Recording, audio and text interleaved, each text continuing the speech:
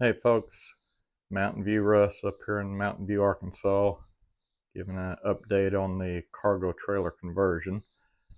Uh, Taking advantage of the long weekend. Like I said, I'm retired, but somehow or another, I still seem to go through Monday through Friday just like everybody that still works. Probably because I still work. I've retired, but I'm still working, it seems. So, anyway, I've got all the furring strips up. Uh, in the main cabin, I've still got the bathroom front wall to do. I'm kind of running out of wood, so I got the main cabin done. So what this is going to do is give me a cavity to put a second layer of 1-inch foam in, and then also nailers for the uh, paneling. It's the beadboard paneling, 4x8 sheets. So I'll have 16-inch on centers or close. These trailers, like I said, aren't built exact.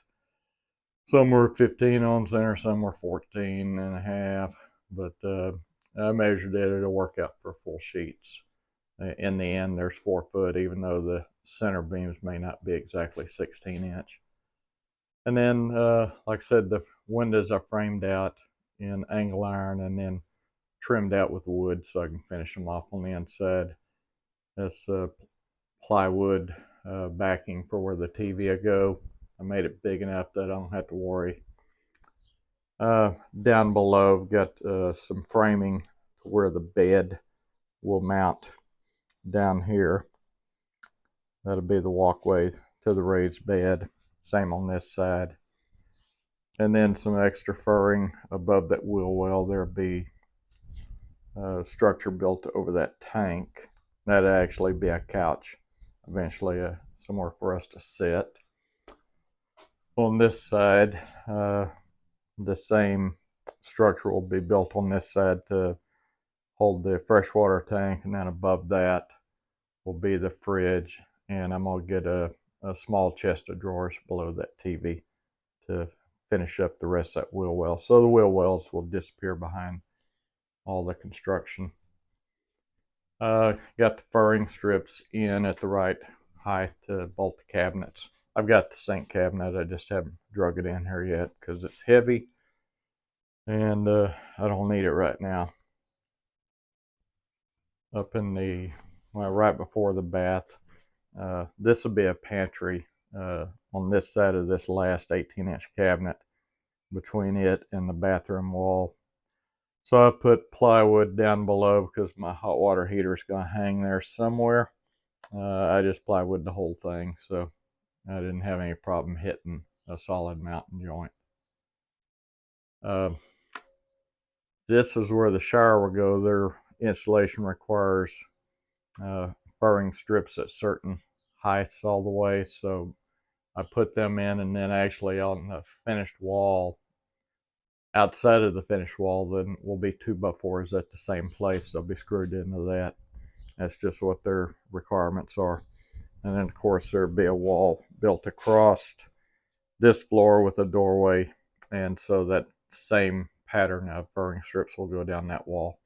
And then the water, the shower valves and spray head will come out of this wall here toward the front.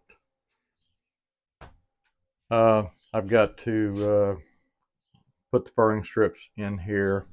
I've got the point to where my vanity will mount, so I'll be putting furring strips along there to give me something to tie the vanity to. And then my plans, like I said, I don't have any architectural drawings, but my plans will be to build a chase up that center. You can see it's about 1 foot wide. And there will be a chase coming up there, and actually through the floor, I will bring the refrigeration lines for the mini split. So they'll just come straight up there, make a right turn, and go across the ceiling, the wall and the ceiling, and there will be cabinetry and false walls up there. And then they'll come across the top there, and then ultimately the head unit will be mounted on the wall built here, You can see down there the wide gap, that's going to be a drawer. Then there'll be a closet to hang clothing, and then the top 12 inches will be where the head unit of the mini split mounts. At the top, all the way around the walls, you'll see about a 3-inch gap. That's actually a chase for all the wiring. The wall, when I put the wall board up, I'll put it up about halfway across, mounted about halfway here, and then there will be another like 6-inch piece screwed in there so it can be removed. That will all be behind shelving.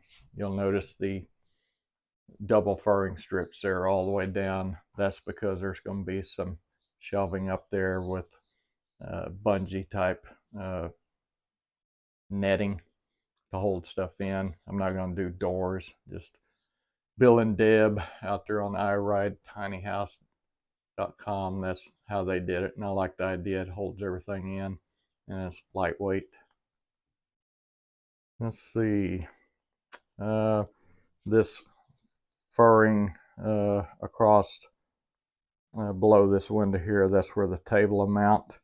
I'm going to do like a French cleat on the end of the table, and there'll be one mounted to the wall, and that'll allow me to slide the table back and forth along that wall, because it's going to be buttered right up against this fender well, and you know, when you sit down there, there's going to be cabinetry there, kind of be tight for a chair on that right side of the table, so we'll be able to slide it all the way down to the door, and then one of us will be sitting basically in front of the door.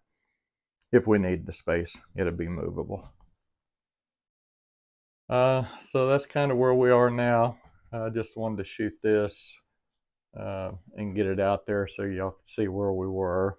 I'm going to start on the foam after I finish this video and get the second layer in. Once that's all in, I can start putting up the wallboard. Anyway, appreciate you watching, and y'all have a good holiday.